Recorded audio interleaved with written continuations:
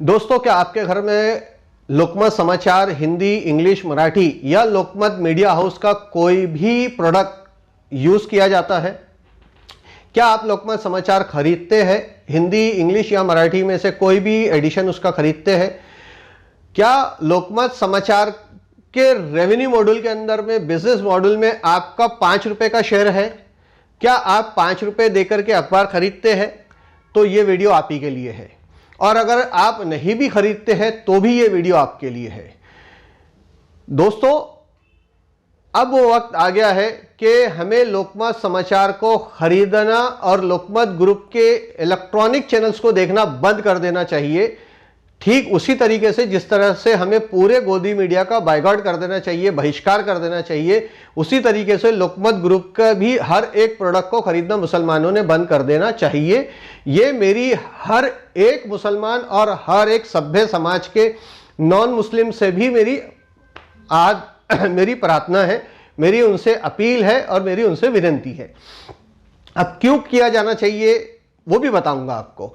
तो आइए, मैं अपने इस YouTube मंच इनकलाब समाचार पे आप सभी का खैर मकदम करता हूं, इस्तकबाल करता हूं। दोस्तों, मेरा नाम शाकिर रजा खान है और आप इस वक्त मेरा YouTube चैनल देख रहे हैं जिसका नाम इनकलाब समाचार है। तो मैं जो बात आज आपके सामने रख रहा हूं और क्यों मैं स्पेसिफिकली ये कह रहा हूं कि लोकमत समाचार, लोकमत समूह का बायकॉट कर देना चाहिए, तमाम सभ्य समाज के लोगों ने, जिसमें मुस्लिम, बुद्धिस्ट, ओबीसी, आदिवासी, दलित, पिछड़ा, अति पिछड़ा, ये तमाम वर्ग के लोग, तमाम जाति जमाती के लोग शामिल हैं। इन सब से मेरी अपील है कि लोकमत समाचार को सिरे से बायकॉट कर देना चाहिए।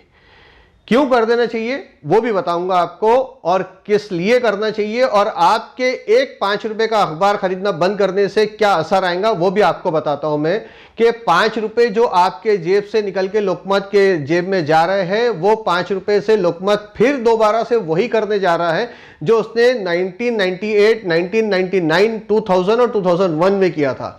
तो मैं आप सबको याद दिलाता चलूं कि 1998, 99 और 2000 और 2001 के ये 4 वो साल है जब रमजान मुन्नुल मुबारक के शुरुआत के पहले ही हफ्ते में तीसरे, चौथे और 5वें रोजे को हर साल लोकमत समाचार ने, लोकमत समूह ने इस्लाम के खिलाफ में बहुत भद्दी एडिटोरियल्स को प्रिंट किया है, जिसमें यह भी एक शामिल एडिटोरियल रहा है उस वक्त में उनका कि मक्का मुकर्रमा में मुसलमानों की इबादत की जगह नहीं है, हिंदुओं की मूर्तियां हैं, और उसे शिवलिंग बताया गया था कि वहां शिवलिंग का वास है करके।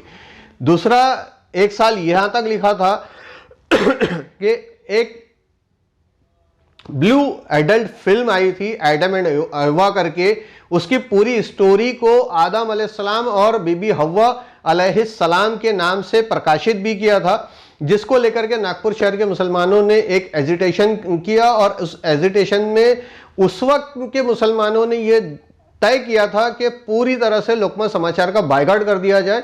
और उस वक्त लोगों ने जब लोकमत समाचार को खरीदना बंद किया तो लोकमत समाचार के मार्केटिंग एग्जीक्यूटिव्स और जर्नलिस्ट मस्जिदों के सामने खड़े रह के मुसलमानों से माफी तलाफी की और अपने पेपर को खरीदने के लिए लोगों से अपील की। यहां तक के मोमिनपुरा के रमजानुल मुबारक के बाजार में भी आकर के इंटरव्यूज करने शुरू कर दिए थे। तो ये उस वक्त में जो किया वो दोबारा किया जाना चाहिए। क्यों किया जाना चाहिए वो बताता हूं आपको। ये तो मैंने आपको इतिहास की बात कही, अब वर्तमान की तरफ लेके आता हूं। वर्तमान में हम सब जानते हैं कि इजराइल और फिलिस्तीन का कॉन्फ्लिक्ट जो है इस वक्त में चल रहा है। ये कॉन्फ्लिक्ट कोई आज का नहीं है, नया नहीं है, पुराना है। ये कॉन्फ्लिक्ट पिछले 75 सालों से, 8 दशकों से चल रहा है। और फैक्ट एंड फिगर्स को अगर की माने हम, तो फैक्ट्स एंड फिगर्स ये कहते हैं कि ये कॉन्फ्लिक्ट इसलिए हो रहा है कि यहूदियों ने अपना देश बसाने के नाम पर फिलिस्तीन के मुसलमानों की ज़मीनें उनसे छीन ली, हत्या ली, जिसमें कुछ ईसाई और यहूदी मुल्क उनके समर्थन में है। इसलिए उन्होंने ये कारनामा करने में कामयाब हुए। खैर, वो किसी और वीडियो में उसकी तफसील पे जाऊंगा, नहीं तो ये वीडियो बहुत बड़ा हो जाएगा और मैं इस वीडियो को ज़्यादा बड़ा नहीं करना चाह रहा, इसीलिए मैं आपसे शॉर्ट करते चलता हूं कि जिस तरीके से भारत का गोदी मीडिया रिपोर्टिंग कर रहा है, प्रिंट मीडिया रिपोर्टिंग कर रहा है, उन सब का इंटेंशन सिर्फ ये है कि मौजूदा वक्त में 5 राज्यों के चुनाव और आने वाले वक्त में 2024 के लोकसभा चुनाव के पहले और इन चुनाव के चलते चलते भारत के मुसलमानों के प्रति हिंदू समाज के जो अलग अलग वर्ण व्यवस्था वाले लोग हैं उनके दिलों में नफरत पैदा की जाए, घृणा पैदा की जाए और बीजेपी के लिए उनके वोट बैंक्स को तैयार किया जाए। यह कॉन्स्पिरेसी हम में से किसी से छुपी नहीं है, साफ तौर पे हमें दिखती है।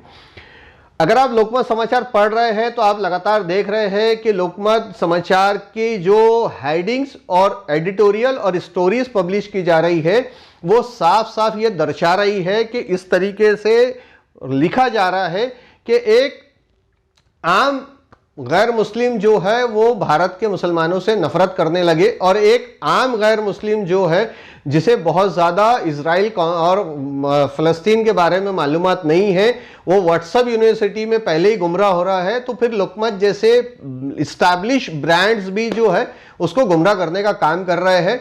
उसे ये पढ़ने के बाद लगेगा नहीं यार, लोकमत जैसे समाचार पत्र ने लिखा है तो ये बात सही होंगी। तो क्या सही होंगी, इस पर भी हम चर्चा करते हैं। अब ये बात मान के चले कि मणिपुर में जो घटना घटी है कोकई और मैत्रेयी समाज के बीच में, तो उसका जो कॉन्टेस्ट है उसमें भी ये चीज़ लोकमत ने कभी नहीं लिखी कि वहाँ जो ईसाई समुदाय है उसके ऊपर में मैत्रेयी हिंदू ब्राह्मण समुदाय की तरफ से जो तशद्दुद किया जा रहा है, जो जुल्म किया जा रहा है, जो ईसाई समुदाय की बहनों को, बेटियों को नग्न अवस्था में घुमाया जा रहा है, उनके प्राइवेट पार्ट्स पर छेड़खानी की जा रही है, उनके बलात्कार किए जा रहे हैं। और खुद वहाँ मणिपुर के मुख्यमंत्री का एक नेशनल टेली चैनल पर बैठकर, टीवी चैनल पर बैठकर ये कहना कि ये कोई एक नहीं, ऐसी 100 घटनाएं घट चुकी है और आपके सामने एक आई तो आप उस पर ऐतराज कर रहे हैं करके, तो ये स्टेटमेंट को तो लोकमत समाचार ने इस कॉन्टेस्ट में नहीं छापा जो कॉन्टेस्ट इस वक्त आप स्क्रीन पे देख रहे हैं। मैंने जानबूझ के दोनों भी हेडिंग्स आपके सामने पढ़ने के लिए स्क्रीन पे लगा के रखी है ताकि आप उसे पढ़ सके। आप देख रहे हैं कि मजहबी राज का दिवासापन लिखते हैं खुद विजय दर्डा अपने एडिटोरियल के अंदर, और विजय दर्डा जो एडिटोरियल लिख रहे हैं उस एडिटोरियल में वो वही चीज कह रहे हैं जिस चीज को फेक न्यूज खुद इजराइल के ही अखबार ने बताया, खुद इजराइल के सेना ने कही कि हमारे पास ऐसे कोई सबूत नहीं है कि जिसमें इजरायली महिलाओं को नंगा करके परेड कराई गई हो, बच्चों के सर काटे गए हो और इजरायली महिलाओं का, यहूदी महिलाओं का बलात्कार किया गया हो। इस फेक न्यूज़ का खंडन खुद इजराइल की सेना कर चुकी है। इजराइल का सबसे प्रमुख अखबार शिरेज इसका खंडन कर चुका है, इसकी फेक न्यूज़ को उजागर कर चुका है।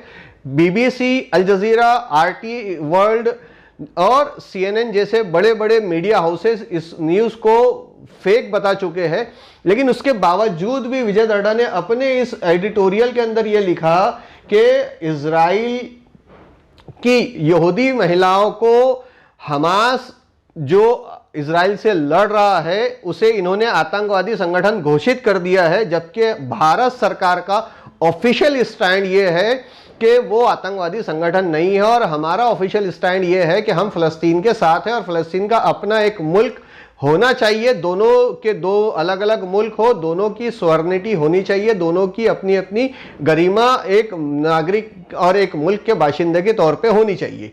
लेकिन ये साहब जो है दर्डा साहब, ये ऐसे शब्दावली का उपयोग कर रहे हैं। आप इनके वेबसाइट पे जाइए, इस एडिटोरियल को डाउनलोड कीजिए और डाउनलोड करके पढ़ेंगे तो आप देखेंगे कि उनकी शब्दावली का उपयोग इस तरीके से किया गया है ताकि जो इनका नॉन मुस्लिम रीडर है वो मुसलमानों के खिलाफ में अपने दिल में जहर भर ले, नफरत भर ले और घृणा से पीड़ित हो जाए। दूसरी हेडिंग भी आपके सामने है, वो भी आप देख रहे हैं कि आतंकियों के रॉकेट से गई सैकड़ों लोगों की जानें। बहुत अच्छी बात है। प्रधानमंत्री नरेंद्र मोदी का एक ट्वीट ने हमारी पूरी इंटरनेशनल पॉलिटिक्स का चेहरा बदल के रख दिया, और इस वक्त मौजूदा वक्त में यह हालात है कि हम पूरे एशिया में अकेले पड़ गए हैं कॉन्फ्लिक्ट ऑफ इजराइल एंड फलस्तीन के मामले में। इजराइल और फलस्तीन के मामले में आज एशिया के तमाम इस्लामिक और गैर इस्लामिक मुल्क एक फलस्तीन की हिमायत में खड़े हैं, जिसमें यूरोप के भी कई सारे मुल्क हैं। जिन मुल्कों के सरकारें अगर इजराइल के हिमायत में खड़ी है तो वहाँ की अवाम जो है वो फलस्तीन की हिमायत में खड़ी हुई है, जबकि दुनिया में इजराइल से ज़्यादा फलस्तीन को समर्थन मिल रहा है, फलस्तीन के साथ हमदर्दी मिल रही है, फलस्तीन के बेगुनाह बच्चों की, औरतों की, बूढ़ों की जाने जा रही है, उसको लेकर के दुनिया बात कर रही है। तो वहीं लोकमत समाचार घृणा फैलाने के उद्देश्य से, मुसलमानों के प्रति नफरत फैलाने के उद्देश्य से यह काम कर रहा है। इसलिए मैंने कहा कि लोकमत समाचार का बायकॉट कर देना चाहिए। अब मुसलमानों, आपसे मेरी दरखास्त है और उन गैर मुस्लिमों से भी मेरी दरखास्त है जिनका ज़मीर जिंदा है, जो छोटे छोटे बच्चों की लाशों को देखने पर विचलित हो रहे हैं, क्योंकि कल उनके भी गोद में बच्चा है, उनकी भी दिल का कलेजे का जो टुकड़ा है उनकी भी नज़रों के सामने है। हमारे अगर 5 साल 2 साल या गोद के बच्चे को एक छींक आ जाती है तो हम माँ बाप तड़प जाते हैं। तो लोकमत समाचार जैसे लोग, लोकमत समाचार जैसे समूह और गोदी मीडिया जैसे षड्यंत्रकारी समूह जो है वो भारत में इजराइल की सेना का समर्थन करके फलस्तीन में मारे जाने वाले बेगुनाह लोगों को बुरा कह के इजराइल की क्रूरता का के हिमायती बने हुए हैं, जबकि खुद इजराइल के ही यहूदी और अमेरिका के यहूदी इजराइल के इस कॉन्फ्लिक्ट के दौरान में किए गए इजराइल की तमाम एक्टिविटी को, जो आम और निहत्थे लोगों की जानें ले रहा है, उसके लिए वहां के प्रधानमंत्री नेतन्याहू को वार क्रिमिनल कह रहे हैं। वो वॉर क्रिमिनल कह रहे हैं और हम अपना हीरो बता रहे हैं। यहाँ के जो कुछ लोग हैं अपना हीरो बता रहे हैं।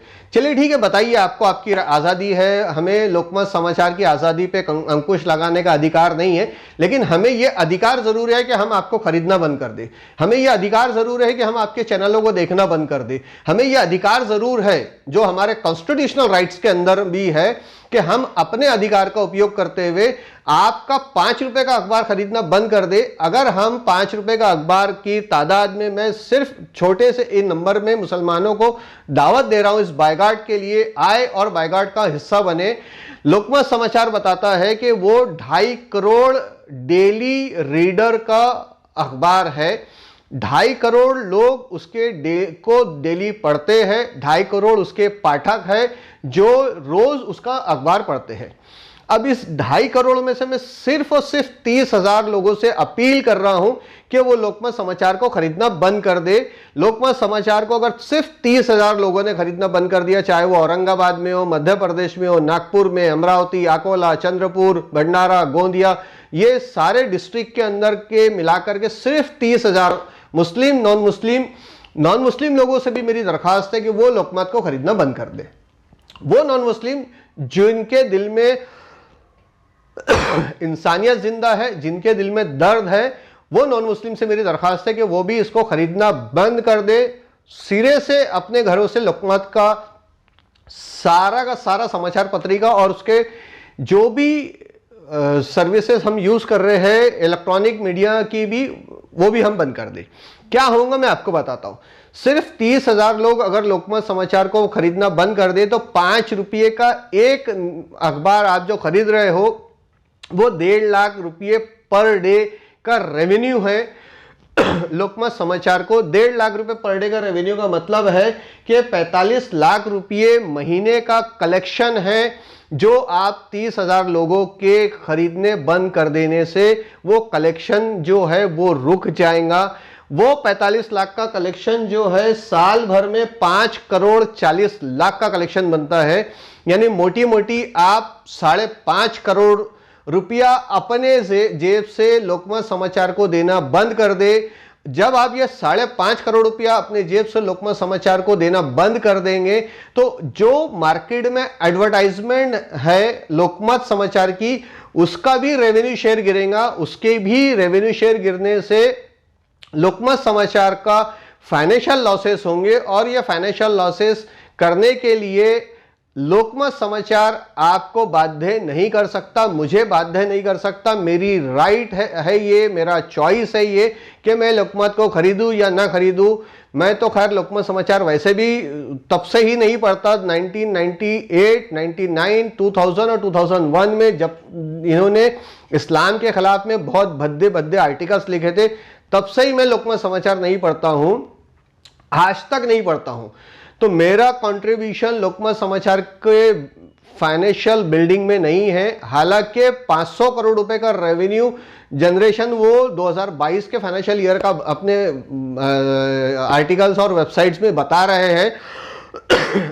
500 करोड़ में 5 करोड़ मायने नहीं रखेगा, लेकिन फिर भी सर्कुलेशन बहुत मायने रखेगा, क्योंकि 30,000 लोग जब पेपर खरीदना बंद कर देंगे तो सर्कुलेशन जो है वो बहुत तेजी से गिरेगा। और डेली जब 30,000 लोगों का पब्लिश की हुई कॉपियां कम हो जाएंगी तो सर्कुलेशन, रीडर, रेवेन्यू, एडवर्टाइजमेंट सब पे फर्क पड़ेगा। मुसलमानों, आखिरी में एक बात आपसे कहते हुए चलूंगा, जितने भी निहत्ते बेगुनाह शहीद किए जा रहे हैं फलस्तीन में, वो गोद के बच्चे, वो माएँ, वो बहनें, वो बेटियां, ये सब मैदान हशर में आपसे सवाल पूछेंगे। अल्लाह तबारक व तआला की बारगाह में जब खड़े होंगे तो वो अल्लाह रब्बुल इज़्ज़त से सवाल पूछेंगे कि ये शऊरमंद लोग हमारे ऊपर होने वाले जुल्म के खिलाफ खड़े क्यों नहीं हुए। आज आप इजराइल या फलस्तीन जाने की बात नहीं कर रहा हूं मैं किसी को, वो जो एक्स पर बैठ के टूल किट वाले जो स्लीपर सेल है, मैं उनकी तरह बात नहीं कर रहा हूं कि वो स्लीपर सेल यहां तो एक फ्लाइट की टिकट नहीं खरीद सकते। इजराइल लड़ने जाने की जो बातें कर रहे हैं एक्स पे, वो खुद के लिए अपनी नौकरी नहीं ले सकते और वो एक्स पे जाने की बात कर रहे हैं। मैं ऐसा कुछ नहीं कह रहा हूं आपसे, मैं प्रैक्टिकल बात कर रहा हूं और उस प्रैक्टिकल बात को मैंने आपके सामने रख दिया है।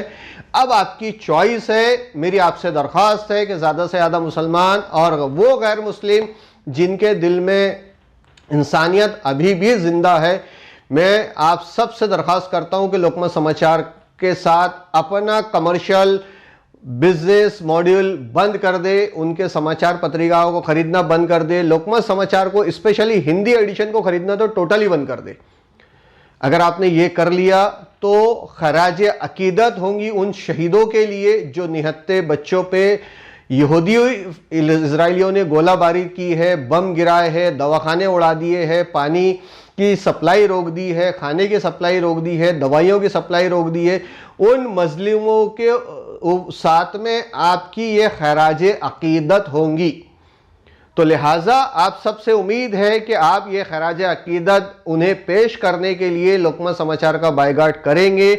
9 भारत को तो 92 से ही तमाम मुसलमानों ने पढ़ना खरीदना बंद कर दिया है, ऐसे ही लोकमत को दोबारा से बंद कर दे, क्योंकि पिछले कुछ सालों में हमने फिर लोकमत को पैसा देना शुरू किया और लोकमत ने फिर हमारे खिलाफ में षड्यंत्र रचना शुरू कर दिया है। तो चलिए दोस्तों, आज के इस वीडियो में इतना ही। इंशाअल्लाह अज़ीज़ फिर एक अगले नए वीडियो में आप सबसे मुलाकात होंगी। तब तक के लिए इजाज़त दीजिए। और आप सबसे एक दरख्वास्त है, अगर ये वीडियो आपको पसंद आया हो तो जो स्क्रीन पे आप बारकोड देख रहे थे उस बारकोड को स्कैन कीजिए। जो भी वॉच वैल्यू आपको सुटेबल होती है, जो वॉच वैल्यू आप इसकी अदा करना चाहते हैं, इस वीडियो की उस वॉच वैल्यू को अदा कीजिए, ताकि इनकलाब समाचार के इस यूट्यूब मंच को और ज़्यादा आगे बढ़ाने के लिए आपका दिया वो वॉच वैल्यू जो है वो काम आ सके। इंशाअल्लाह अज़ीज़ मिलेंगे फिर एक अगले वीडियो में। जाते जाते एक बार आप सबसे दरख्वास्त है कि अल्लाह रब्बुल इज़्ज़त ने हमें हमारे पड़ोसी के हुकूक आयत किए हम पर, यहाँ तक कि अगर हमारा पड़ोसी अगर भूखा सो जाए तो हमारे हक हलाल की कमाई का रुकमा हम पर हराम कर दिया है। लुकमा मतलब निवाला भी हम पर हराम कर दिया अल्लाह तबारक व तआला ने। हत्ता कि वो पड़ोसी हमारा कोई गैर मुस्लिम ही क्यों ना हो, हम पर फर्ज है कि अपने पड़ोसी की हिफाजत, अपने पड़ोसी की तीमारदारी, उसकी मजबूरी, उसकी बीमारी में उसका साथ देना, उसके हिमायत बनना करना और उसकी तकलीफ़ों को अपनी तकलीफ़ जानकर जो बंद पड़े उसके लिए करना, ये इस्लाम का पैगाम है। और इस्लाम के इसी पैगाम के साथ आप सबसे फिर इजाज़त लेता हूँ इस वीडियो में। इंशाअल्लाह फिर मुलाकात होगी। जज़ाकल्लाह खैर। अल्लाह हाफिज़।